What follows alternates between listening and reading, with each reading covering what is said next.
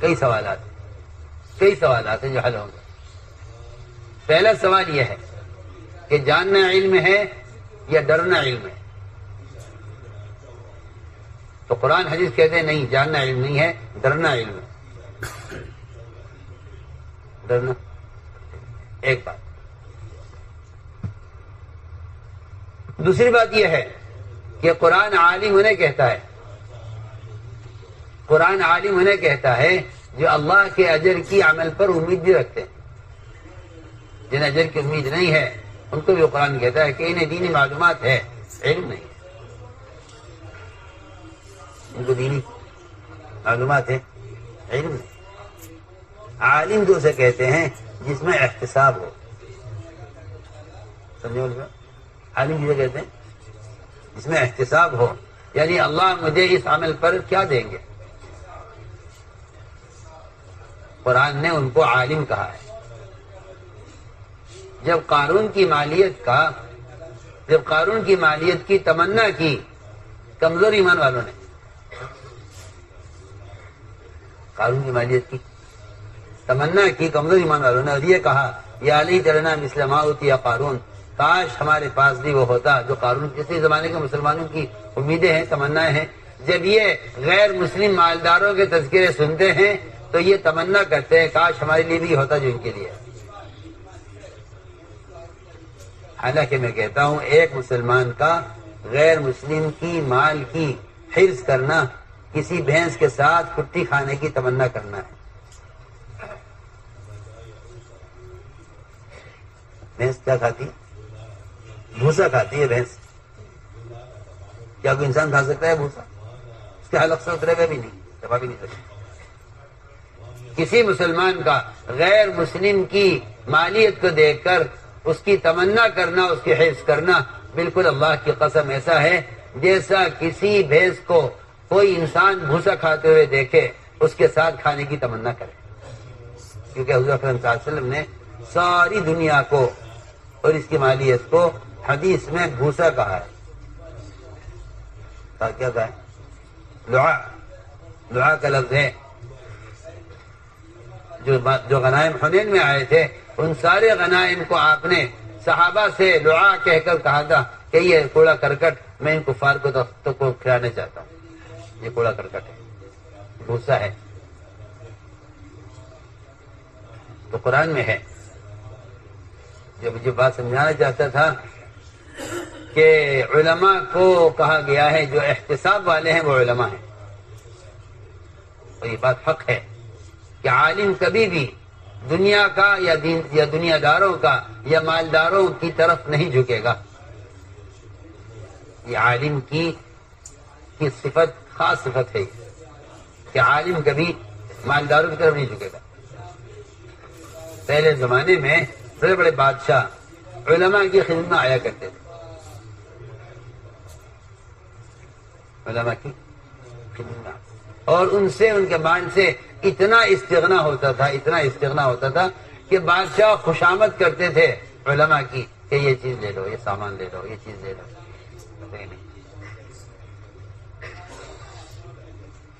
کبھی بھی علماء بادشاہوں کے خادم یا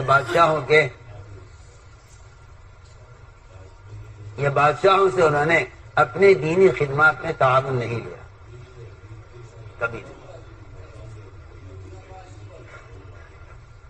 اس لیے کہ اصل بادشاہت تو علم کی ہے، بادشاہت تو علم کی ہے، اصل بادشاہت تو علم کی ہے۔ علماء ہمیشہ بادشاہوں کے درباروں سے اور بادشاہوں کی مجلسوں سے ہمیشہ بچے ہیں۔ میری بات بے انتہا توجہ چاہیے۔ ہمیشہ علماء نے بادشاہوں کی مجلسوں میں اور ان کے درباروں میں آنے سے گریز کیا ہے، ہمیشہ، کہ ان کے دربار میں جانا علم کی توہین کرنا ہے۔ سنو تو صحیح، ان کے دربار میں جانا علم کی توہین، ان کے دربار میں جانا علم کی توہین کرنا ہے۔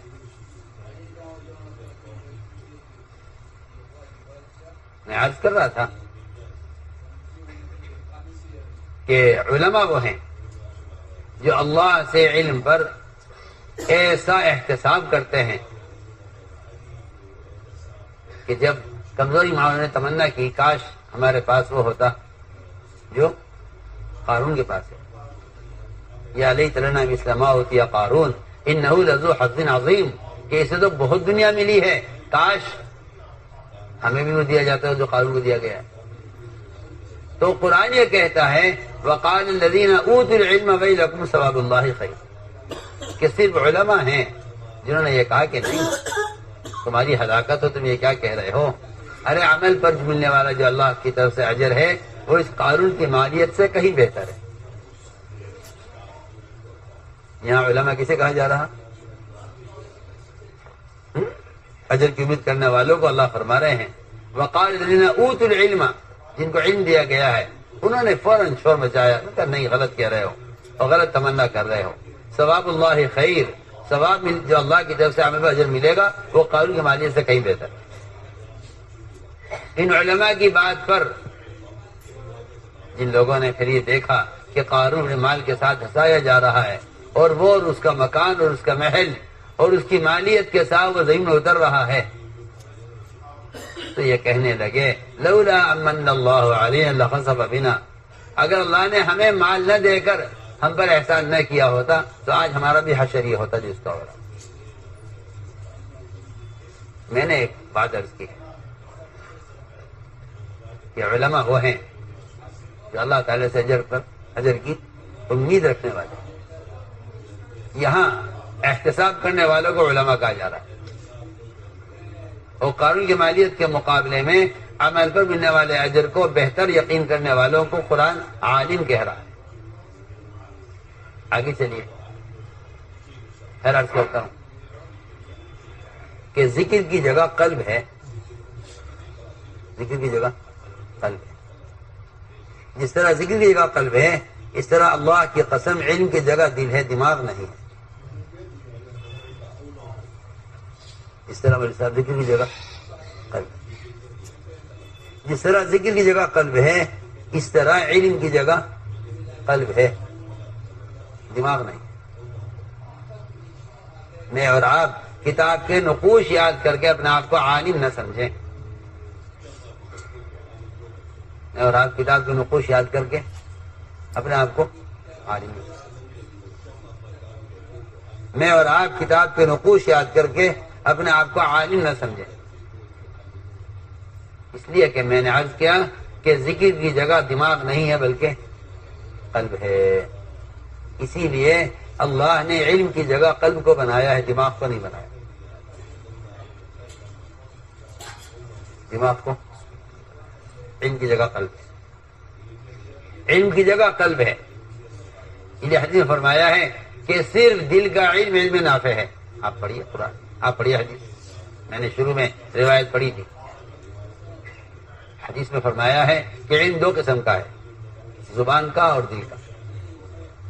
دماغ کے علم پر زبان چلتی ہے اور دل کے علم پر سارے اعضاء حکم پر چلتے ہیں، سارے اعضاء۔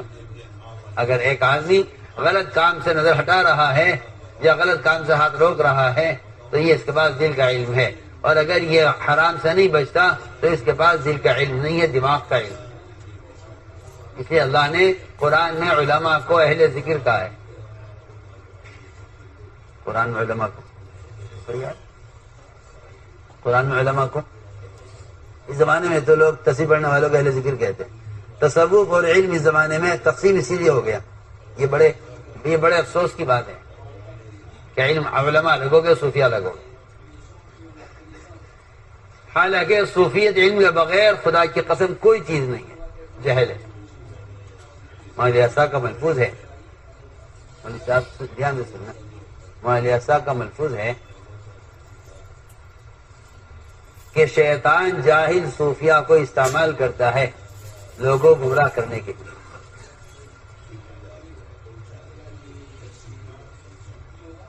یہ ایک فتنہ ہے کہ ذکر اور ذکر کی کثرت اور علم سے غفلت، پھر سمجھتے ہیں کہ ہم ایک مستقل کوئی طبقہ ہیں صوفیہ کا، حالانکہ صوفیت کوئی چیز نہیں ہے علم کے بغیر، یہ حالت ہے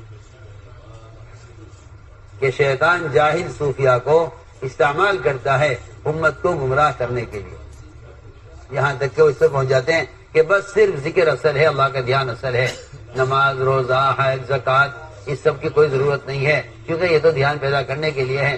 جب آپ کو ذکر سے دھیان حاصل ہو گیا تو پھر آپ ان سارے اعمال سے مستغنی ہو گئے، آپ کی ضرورت نہیں۔ سننا دھیان سے بات، جبکہ اللہ کی قسم اگر آپ استنجے میں سنت کے مطابق طہارت کر رہے ہیں تو یہ بھی اللہ کا ذکر ہے، یہ بھی اللہ کا، آپ کو معلوم ہی نہیں، آپ سمجھتے ہیں صرف تسبیحات کا پورا ہونا ذکر ہے، ہم کہتے ہیں ہر حال میں اللہ کے امر کو یاد رکھنا ذکر ہے، ہر حال میں اللہ کے امر کو یاد رکھنا ذکر ہے۔ اس لیے قرآن نے علماء کو اہل ذکر فرمایا ہے کہ یہ اللہ کو اس کے احکام میں یاد رکھتے ہیں، اللہ کو اس کے احکام میں، اللہ کو اس کے تمام احکام میں یاد رکھنا ذکر ہے، صرف تسبیحات کا پڑھنا ذکر نہیں ہے۔ سمجھیں ہم کیا کہہ رہے ہیں؟ اللہ تعالیٰ کو اس کے احکام میں یاد رکھنا ذکر ہے۔ فاذکرونی اذکرکم کا مطلب یہ ہے تم مجھے یاد رکھو میں تمہیں یاد رکھوں گا، تم مجھے یاد میں تمہیں یاد رکھوں گا۔ لیکن مشکل یہ ہے کہ لوگ صرف تسبیحات کے ذکر کو ذکر سمجھتے ہیں، حالانکہ ہر عضو کا مستقل ذکر ہے۔ تسبیح تو صرف زبان کا ذکر ہوا نا، تسبیح پڑھنا تو صرف ایک عضو، چھوٹا سا زبان، تسبیح پڑھنا صرف ایک عضو کا ذکر ہے، ورنہ آپ آنکھ کو حرام سے بچائیں، کان کو غیبت سننے سے بچائیں، شرمگاہ کی حفاظت کریں، ہر عضو کا مستقل ذکر ہے۔ جس عضو کا آپ نے گناہ سے بچایا وہ عضو ذکر کر رہا ہے، اگر آپ کے اعضاء گناہ کر رہے ہیں تو آپ کے اعضاء ذکر سے غافل ہیں، صرف زبان سے ذکر نہیں ہے، سارے اعضاء سے حکم کا پورا ہونا ذکر ہے، سارے اعضاء سے حکم کا پورا ہونا ذکر ہے۔ تو میں نے آج کے حد کا ملفوظ فرماتے تھے کہ علم کے بغیر اگر آدمی یہ سمجھتا ہے کہ صوفیت یہ ہے تو پھر شیطان جاہل صوفیہ کو استعمال کرتا ہے لوگوں کو گمراہ کرنے کے لیے، اور اگر علم ہے اور ذکر نہیں ہے تو پھر یہ آپ کے پاس صرف معلومات ہے۔ اس کے بارے میں فرماتے ہیں کہ علم ذکر کے بغیر ظلمت ہی ظلمت ہے، علم ذکر کے بغیر ظلمت ہی ظلمت، یہ چھپا ہوا ہے ملکوت کہ علم ذکر کے بغیر ظلمت ہی ظلمت ہے، اور ذکر علم کے بغیر کہ یہ تو اس کو صحیح حلال حرام کی خبر نہیں ہوگی، ایسے صوفیہ کو شیطان استعمال کرتا ہے لوگوں کو گمراہ کرنے کے لیے۔ تو میں نے عرض کی ہے ایک بات کہ قرآن نے علماء کو کیا کہا ہے؟ اہل ذکر۔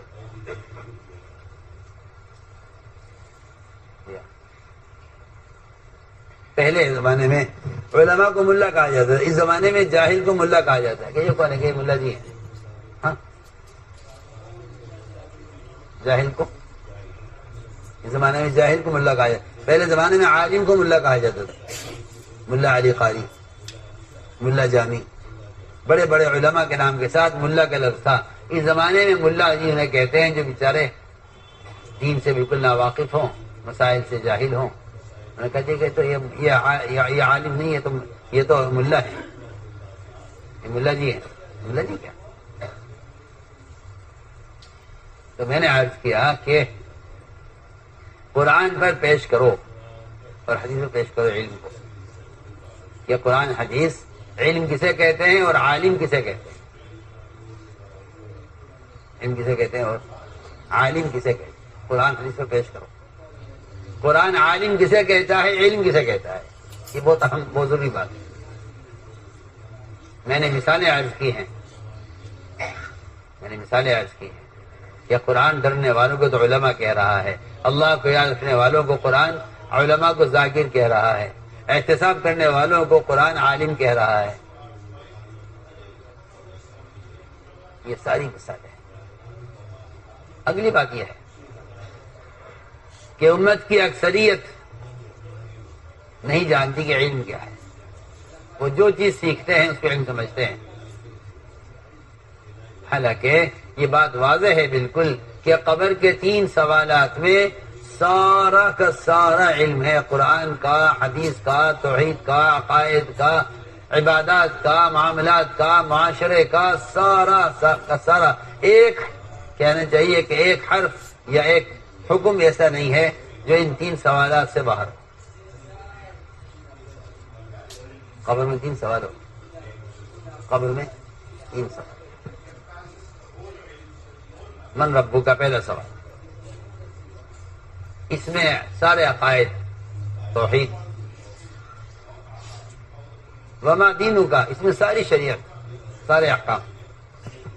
وما كنا تقول في هذا الرجل، اور یہ بتاؤ کہ تم محمد صلی اللہ علیہ وسلم کو پہچانتے ہو، ان کے بارے میں کیا یہ کون ہے؟ قبر کے 3 سوالات میں سارا علم محدود ہے. جو چیز اس کے سوا ہے وہ علم نہیں ہے. صاحب اس کے سوا ہے وہ علم. اس کے علاوہ جو کچھ تم سیکھ رہے ہو وہ علم نہیں ہے. میں نے آسان بات کر دی ہے کہ بس 3 قبر کے سوالات میں سارا علم محدود ہے. آپ اس کے علاوہ طب سیکھیں، اس کے علاوہ سائنس سیکھیں، اس کے علاوہ آپ دنیا جہان کی ریسرچ کریں، اس کو جہل کہتے ہیں، علم نہیں کہتے. علم تو قبر کے 3 سوالات ہیں. جو چیز سیکھ رہے ہو اس پر غور کر لو. اگر اس سے قبر کا سوال حل ہوتا ہے تو آپ علم حاصل کر رہے ہیں، اور اگر اس سے قبر کا سوال حل نہیں ہوتا تو آپ جہل سیکھ رہے ہیں، علم نہیں سیکھ رہے ہیں. سیدھی بات. کیونکہ اکثریت مسلمانوں کی اس دھوکے میں ڈالی گئی ہے. مجھے بہت افسوس ہے اس کا. اچھے پڑھے لکھے لوگوں نے، مسلمانوں نے یہ غلطی کی ہے کہ مسلمانوں کو یہ سمجھایا کہ اگر تم نے دنیاوی فنون میں کمال حاصل نہیں کیا تو تم مغلوب ہو کر رہو گے، لہذا باطل کا مقابلہ دنیا کے فنون سے کرو. میری بات بے انتہا توجہ چاہیے. یہ میں کیا عرض کروں ایسے لوگوں کے بارے میں جنہوں نے امت کو جہالت میں جھونک دیا یہ کہہ کر کہ اگر تم نے فنون میں کمال حاصل نہیں کیا تو تم باطل کے مقابلے میں ناکام ہو جاؤ گے، لہذا تم ان کے مقابلے کے لیے. 2 قسم کے لوگ ہیں. بعض تو یوں سمجھتے ہیں کہ ہم مال اکٹھا کریں تاکہ باطل کا مقابلہ کر سکیں. بعض اس چکر میں ہیں کہ ہم باطل کے فنون میں کمال حاصل کریں تاکہ ان کا مقابلہ کر سکیں. صحابہ یہ فرماتے ہیں ہم کسی بھی زمانے میں باطل کے مقابلے پر نہ اپنی ظاہری استعداد سے غالب آئے نہ تعداد سے. ہمیں اگر اللہ نے غلبہ دیا ہے تو دین سے غلبہ دیا ہے. غلبہ دیا ہے تو اللہ نے ہمیں دین سے ہمیں غلبہ دیا ہے. ہم اپنی تعداد سے یا استعداد سے غالب نہیں آئے.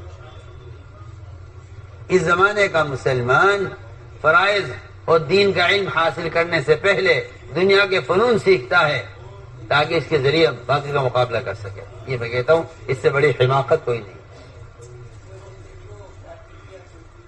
جو ضابطہ اللہ کی طرف سے مدد کا تھا اس کو چھوڑ کر مادی طاقت اور مادی معلومات. کیا عرض کروں آپ سے. آپ تاریخ پڑھ لیتے ہیں یا آپ ادب پڑھ لیتے ہیں، آپ اسے علم سمجھتے ہیں. مدرسے میں طلبہ کیا پڑھ لیں؟ ادب. جی ہاں، میں تو حیران ہوں. لغت کو ادب کہنے لگے. لغت کو، حالانکہ لغت کا ادب سے کیا تعلق. سب سے بڑا ادیب جسے آپ ادب کہتے ہیں یعنی لغت کا ماہر ابو جہل تھا. سب سے بڑا. تمام شعراء اس سے ڈرتے تھے صرف اس لیے کہ یہ لغت کا امام ہے ابو جہل۔ آپ طلبا لغت میں کمال حاصل کر لیں اور اس سے آپ مطمئن ہو جائیں اور آپ کو بات کرنے کا سلیقہ آ جائے۔ میری بات توجہ چاہتے، ابو جہل لغت کا امام تھا، پھر بھی ابو جہل تھا،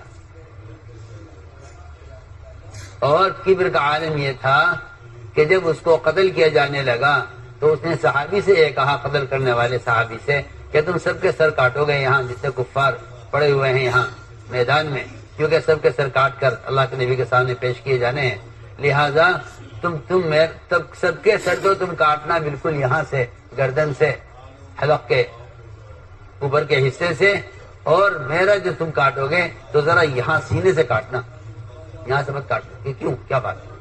کہنے لگے جب سارے لوگوں کے کفار کے سر اللہ کے نبی کے سامنے رکھے جائیں تو میرا سر سب سے اونچا ہونا چاہیے، کیونکہ میں ان کا سردار ہوں۔ یعنی موت پر تو ہر ایک کا کبر ختم ہو جاتا ہے نا، اس کا کبر موت پر بھی، اس کا تکبر موت پر بھی ختم نہیں ہوا تھا۔ اس نے یہ کہا اپنے صحابی قاتل سے کہ تم مجھے قتل کر رہے ہو کیونکہ ہم سب کے سر رکھے جائیں گے۔ پوچھا اس نے کہ کیوں قتل کر رہے ہیں؟ نے کہا کہ سب کے سر رکھے جائیں گے محمد صلی اللہ علیہ وسلم کے ساتھ، کہ تم میرا سر جو ہے جب کاٹنے لگو تو مجھے یہاں سے کاٹنا سینے سے، تاکہ میرا سر رکھا جائے سر نے تو سب سے اونچا، کیونکہ میں سب کا سردار ہوں، میں سب کا سردار ہوں۔ میں عرض کرنا چاہتا ہوں تم طلبا سے کہ اگر تم ادب میں کمال حاصل کر لو یا تمہیں مطالعے کثرت سے بہت معلومات حاصل ہو جائے،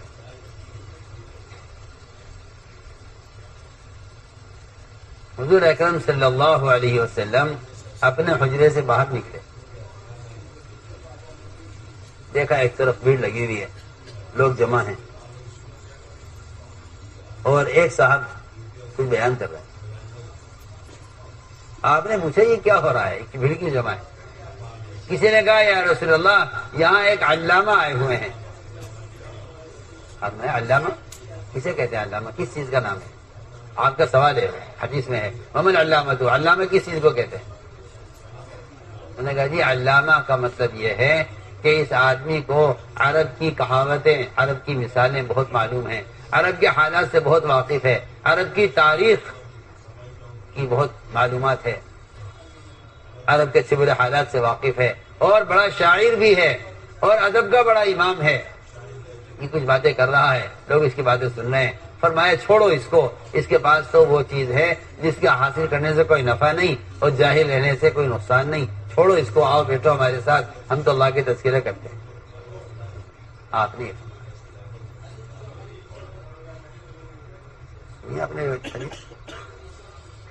فرمایا چھوڑو اس کو، اس کے پاس تو وہ چیز ہے جس کا حاصل کرنے سے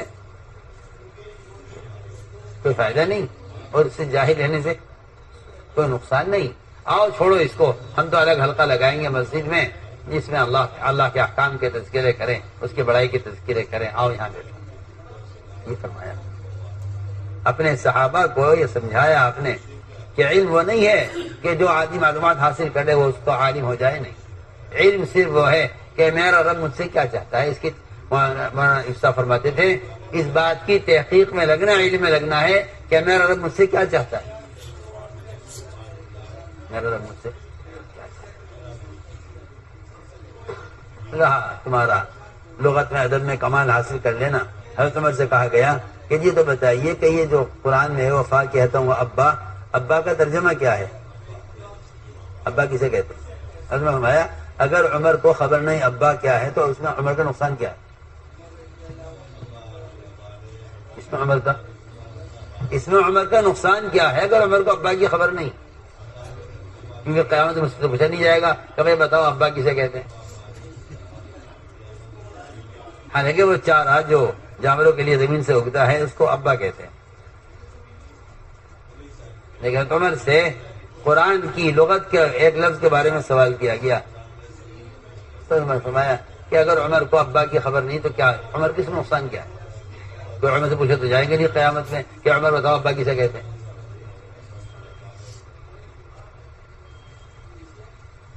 اللہ اکبر، اتنا علم حاصل کرو جتنا اللہ تم سے عمل چاہتا ہے، جتنا اللہ تم سے عمل چاہتا ہے۔ اور اگر تم نے میں حدیث کا مفہوم عرض کر رہا ہوں، اگر تم نے اس پر عمل کر لیا، اگر تم نے اس پر عمل کر لیا جو تمہارے پاس علم ہے، تو اللہ تمہیں علم دیں گے جو تمہارے پاس نہیں ہے۔ یہ حدیث کا مفہوم ہے۔ جو آدمی اس پر عمل کر لے، جس کا اس نے علم حاصل کر لیا، تو اللہ اس کو وہ علم دیں گے جو اس کے پاس نہیں ہے، وہ علم دیں گے جس کے پاس نہیں ہے۔ اس لیے میں کہنا چاہتا ہوں کہ علم کا بڑھنا مطالعے سے نہیں ہوتا، علم کا بڑھنا مطالعے سے نہیں ہوتا، علم کا بڑھنا تو عمل سے ہوتا ہے، علم کا بڑھنا عمل سے۔ ایک صحابی نے سوال کیا، عرض کیا رسول اللہ میں بڑا عالم بننا چاہتا ہوں، میں بڑا عالم بننا چاہتا ہوں، کیا کروں؟ آپ نے یہ نہیں فرمایا کہ اپنا مطالعہ بڑھا دو، آپ نے فرمایا مطالعہ بڑھا دو، آپ نے فرمایا اتق اللہ تکن اعلم الناس، تقوی اختیار کر لو، اللہ کا خوف پیدا کر لو دل میں، تم سب سے بڑا عالم ہو جاؤ گے۔ کیونکہ قرآن بھی یہ کہہ رہا ہے کہ علماء خشیہ والے ہیں، اور حدیث میں فرمایا جا رہا ہے اتق اللہ تکن اعلم الناس، کہ تقوی اختیار کر لو تم سب سے بڑے عالم ہو جاؤ گے۔ کیا مطلب اختیار کرنے کا؟ کہ تقوی اختیار کرنے کا مطلب یہاں یہ ہے کہ جس وقت اللہ کا جو امر، جو حکم تمہاری طرف آ رہا ہے، تم اس پر عمل پیش کر دو، اس پر عمل کر دو۔ تو اس کا فائدہ یہ ہوگا کہ یہ بات تمہیں یاد رہے گی جو سیکھی ہے، اور اللہ تعالیٰ اس عمل کے بدلے میں مزید آپ کو علم عطا فرمائے، مزید علم عطا فرمائے۔ اس لیے میرے دوستو عزیزو، یہ غور کرنے کی چیزیں ہیں سب، کہ علم کیسے بڑھتا ہے، علم میں اضافہ کیسے ہوتا ہے۔ یہ ہم لوگ بیچارے پڑھتے ہیں کیا؟ ہمیں دنیا سے کیا مطلب؟ کیا پڑھتے ہیں؟ مدرسہ ہے وطن اپنا، مریں گے ہم کتابوں پر، ورق ہوگا کفن اپنا۔ یہ پڑھتے کیا پڑھتے ہیں طلبہ؟ ہمیں دنیا سے کیا مطلب؟ مدرسہ ہے وطن اپنا، مریں گے ہم کتابوں پر، ورق ہوگا کفن اپنا۔ ہاں لیکن یوں نہیں تھا شعر اس طرح تھا، ہمیں دنیا سے کیا مطلب، عقبہ ہے وطن اپنا، مریں گے ہم اطاعت پر، عمل ہوگا کفن اپنا۔ سمجھے نہیں سمجھے؟ ہمیں دنیا سے کیا مطلب، عقبہ ہے وطن اپنا، مریں گے ہم اطاعت پر، عمل ہوگا۔ انہیں عمل والوں کا کفن میلا نہیں ہوتا، ان کے اپنے بدن کی غلاظت سے بھی کفن گندا نہیں ہوتا۔ بعض علماء کی قبریں کھلی اور صحابہ کی، تو ان کے کفن میلے نہیں ہوئے ابھی تک۔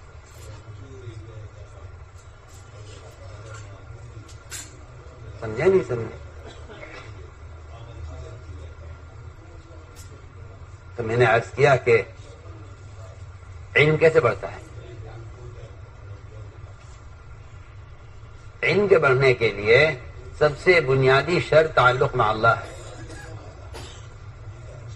کیا ہے سب سے بنیادی تعلق مع اللہ؟ علم سے بڑھتا ہے۔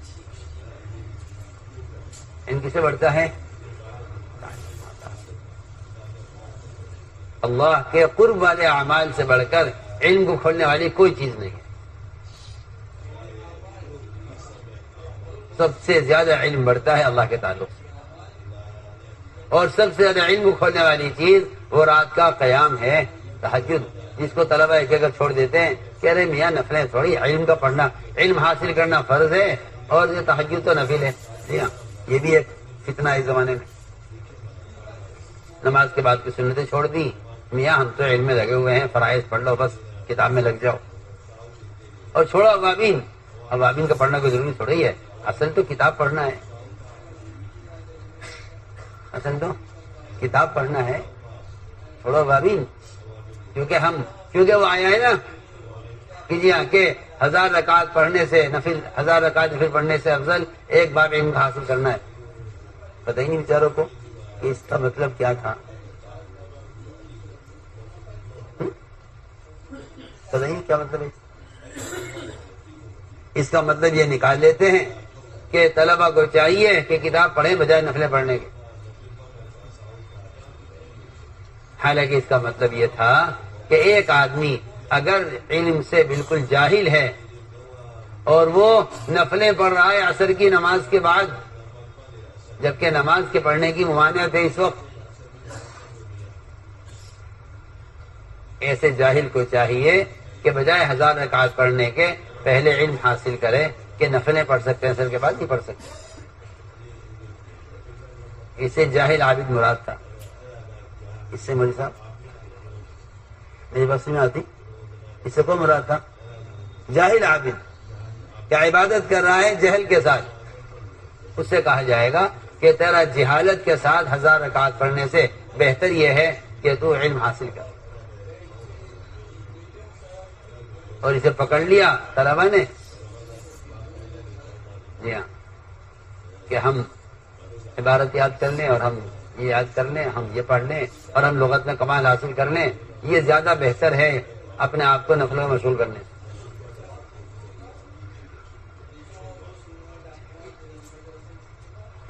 اوکے، بڑی اچھی بات ہے، پوچھ کے جا رہا ہے. سنو میں کیا کہہ رہا ہوں میرے دوستو عزیزو. علم کے حاصل کرنے کے لیے چند شرطیں ہیں. علم کا حاصل کرنے کے لیے چند شرطیں ہیں. پہلی شرط، سب سے پہلی شرط تمام شرائط پر مقدم، وہ یہ ہے کہ طالب علم اپنی غذا پاکیزہ بنائے. یہ پہلی شرط. اگر مال کا میل کھا رہا ہے علم حاصل کرنے کے لیے تو میں سمجھتا ہوں کہ معلومات تو حاصل ہو جائے گی، علم حاصل نہیں ہوگا. سیدھی بات ہے. اس لیے کہ اعمال خیر کا بدن سے ظاہر ہونا اور نیک اعمال کی طرف طبیعت کا راغب ہونا، اس کا تعلق صرف غذا کی پاکیزگی سے ہے. اس کا تعلق صرف غذا پاکیزہ ہو. یہ پہلی شرط ہے. یہ پہلی شرط ہے. یہ پہلی شرط ہے کہ آپ کی غذا پاکیزہ ہو. یہ پہلی شرط ہے کہ غذا پاکیزہ ہو. علم کے لیے پہلی شرط، کیونکہ علم عمل کے لیے ہے اور اعمال صالحہ بدن سے ظاہر ہو نہیں سکتے اگر آپ کا لقمہ پاکیزہ نہیں ہے. اگر آپ کا لقمہ پاکیزہ نہیں ہے تو آپ کے بدن سے عمل ظاہر نہیں ہو سکتا. اگر ہوگا بھی تو چند اعمال ظاہر ہو جائیں گے اور ان کو آپ اپنے لیے کافی سمجھیں گے. نیک اعمال کے بدن ظاہر ہونے کے لیے اور گناہوں سے اعضاء کے بچنے کے لیے شرط یہ ہے کہ آپ کا خون پاکیزہ ہو، آپ کا خون صاف ہو. اگر